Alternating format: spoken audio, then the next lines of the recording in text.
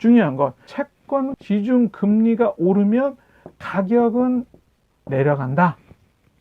반대로 시중 금리가 내려가면 채권의 가격은 오른다.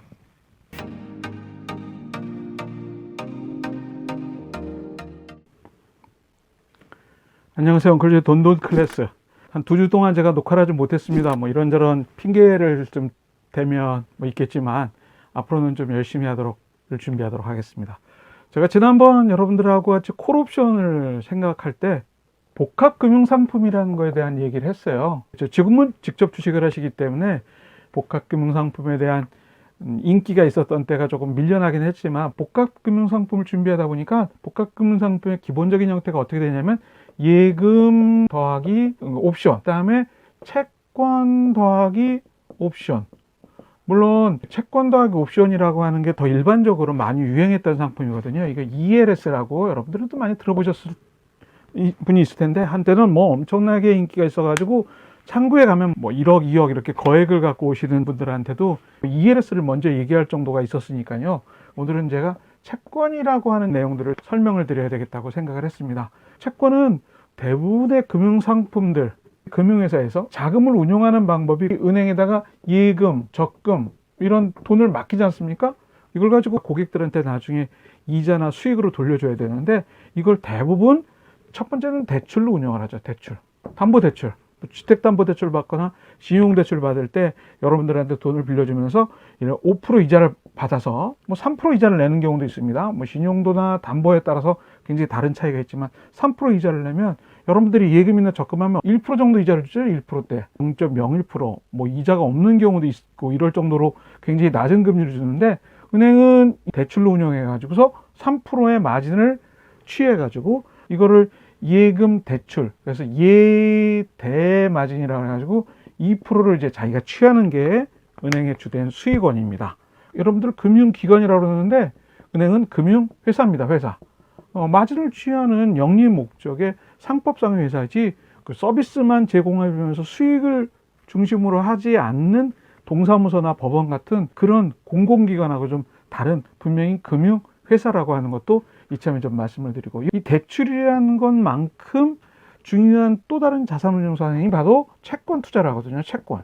뭐 국가가 발행하는 채권, 그 다음에 기업이 발행하는 채권, 채권이라고 하는 걸로 운용한다는 것을 좀 여러분들이 기억을 해줬으면 좋겠어요. 그래서 물론 여러분들 개인적으로 주식을 사는 것처럼 채권을 사서 일정 기간 동안 정기적으로 이자나 또는 만기의 이자를 또는 매매 차익을 기대하면서 채권 투자를 할 수도 있습니다. 그래서 복합금융상품에는 예금이나 채권 더하기 옵션이라고 하는 건데 그 채권이라고 하는 녀석은 일반 은행에서 예적금을 받아가지고 대출이나 채권으로 자산운용을 하는 수단으로서도 굉장히 중요하지만 여러분들이 ELS라든가 다른 복합금융상품을 이야기할 때도 채권에 대한 이해가 기본적으로 있어야 되기 때문에 제가 오늘 여러분들한테 말씀을 드린다. 이렇게 생각을 하시면 될 것 같습니다. 채권이란 무엇이냐? 채권이란 뭘까? 돈을 빌려주고 받고 하는 채권 채무 관계의 증서가 되는 것이 바로 이 채권인데 예를 들면 이런 거죠. 회사가 1년, 2년, 3년 후에 100만 원. 3년 후에 내가 100만 원을 줄 테니까 3년 후에 100만 원 줄게 라고 하는 약속이 들어있는 어떤 법적인 효력이 있는 증서. 지금 3년에 100만 원 준다는 걸 지금 얼마 정도에 사면 좋을까요? 돈을 3년 동안이나 묵혀놨다가 내 돈 찾는 거니까 억울하겠죠. 그러니까 이 100만 원을 3년 후에 준다는 걸 지금 얼마에 사야 될까? 이 고민을 할 때 바로 시중금리라는 게 있습니다. 시중금리. 예를 들어서 시중금리가 5%라고 해볼까요? 그러면 이게 1년, 2년, 이게 3년이니까요. 1년에 5%니까 달리로 계산합니다. 100만 원에 15%로 할인한 85만 원. 지금 85만 원을 주고 이 채권을 사면 3년 후에 내가 100만 원을 줄게. 이렇게 약속하는 것이 바로 채권의 기본적인 그 현재 매수 가격이죠. 그러면 5%면 85만 원 사는데 예를 들어서 3%라고 해볼까요? 3%? 100만 원에 9%가 할인된 91만 원에 사게 되는 거죠. 시중금리가 지금 굉장히 높으면 할인을 많이 해서 내가 채권을 싸게 살 수 있는 거고요. 주식 수익도 주가가 낮을 때 사는 것처럼 시중금리가 낮을 때 삼성전자가 발행한 채권을 사면 내가 더 싼 가격에 사니까 나중에 수익을 더 많이 취할 수 있겠죠. 그렇지만 금리가 올라가 가지고서 3%가 됐을 때는 91만 원에 사야 되는 거니까 수익이 그만큼 나한테 줄어들겠죠. 그러니까 이제 그렇게 신용도가 안 좋고 재무구조가 안 좋은 데는 금리를 좀 높게 발행하게 되죠. 그런데 왜 3년짜리를 발행하냐? 경기의 변동 사이클 있잖아요. 이렇게 좋았다가 나빴다가 대부분이 좋을 때부터 좋을 때까지 기간이 3년이거든요. 그래서 경기가 안 좋을 때 발행하면 우리가 경기가 좋아지고 회사가 장사가 잘 되면 3년 안에는 우리가 돈을 벌어서 네 채권을 갚을 수 있어 라고 하는 자신감이 있기 때문에 이렇게 3년 단위로 회사채가 발행되는 그런 스토리가 있는데 여러분들한테 다시 한번 말씀드릴 기회가 있을 거라고 생각이 들고요. 아까 제가 삼성전자 채권이라고 했습니다. 삼성전자 채권인데도 금리가 5%일 때는 85만 원, 금리가 3%일 때는 91만 원.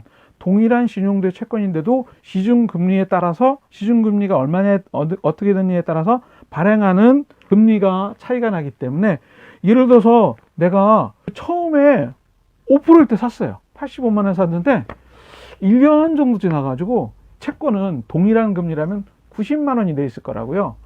2년 후에는 95만 원 이렇게 돼 있을 거랍니다.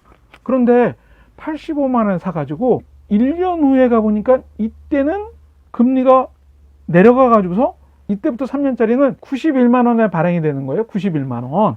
금리가 내려가 가지고서. 금리가 내려가 가지고 잘 들으셔야 됩니다. 이게 좀 어려운 얘기일 수도 있는데요. 내가 할 때는 5% 금리라서 85만 원에 샀어요. 그런데 1년 후에는 3%로 내려가 가지고서 그때 똑같은 삼성전자 채권은 91만 원에 발행하라는 거예요. 그건 조금 아까 제가 말씀드렸죠. 왜 그런지.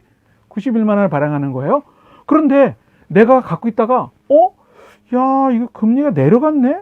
그러면 채권의 가격이 올라갔다는 거예요.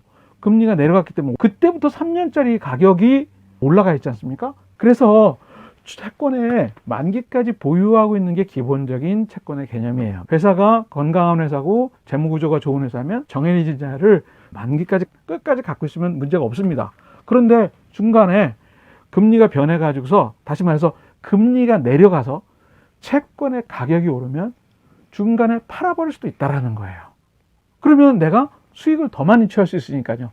어차피 발행 가격은 똑같은데 2년밖에 기간이 안 남았고 또 수익도 먹을 수 있는 가능성이 높기 때문에 이렇게 되는 거죠. 그래서 채권은 지금 말씀드린 대로 기본적인 어떤 원리만 아시는데 중요한 건 채권 시중 금리가 오르면 가격은 내려간다.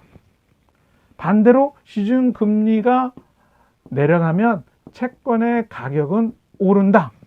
지금 제가 말씀드린 삼성전자 100만 원짜리 채권을 이렇게 중간에 매매를 통해서 수익을 챙길 수도 있고 물론 손실을 볼 수도 있죠. 그래서 이제 채권형 펀드들이 채권은 시간이 지나면 수익이 나는데 왜 중간에 갑자기 내가 지난달보다 수익이 떨어지지? 이런 경우가 있어요. 금리가 올라가면 평가 금액이 떨어지기 때문에 순간적으로 채권의 수익률이 떨어질 수도 있습니다. 그렇지만 만기까지 보유하게 되면 문제가 없죠. 내가 처음에 발행 당시에 그 금리를 받을 수 있기 때문에. 지금 제가 말씀드린 채권이란 3년 이후에 주겠다는 약속의 증서다. 그런데 100만 원을 주겠다고 하면 3년짜리면 지금 얼마에 팔까? 시중금리에 따라서 달라진다. 5%일 때는 85만 원, 그 다음에 3%일 경우는 91만 원.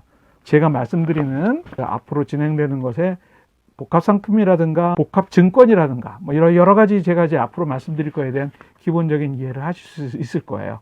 물론 이외에도 채권의 뭐 가격 계산 뭐 굉장히 어려운 것들이 많은데 그런 것들은 제가 필요할 때마다 여러분들한테 이야기를 진행할 겁니다. 오늘은 채권의 가장 기본적인 원리 몇 가지 여러분들한테 정리해서 말씀드렸습니다.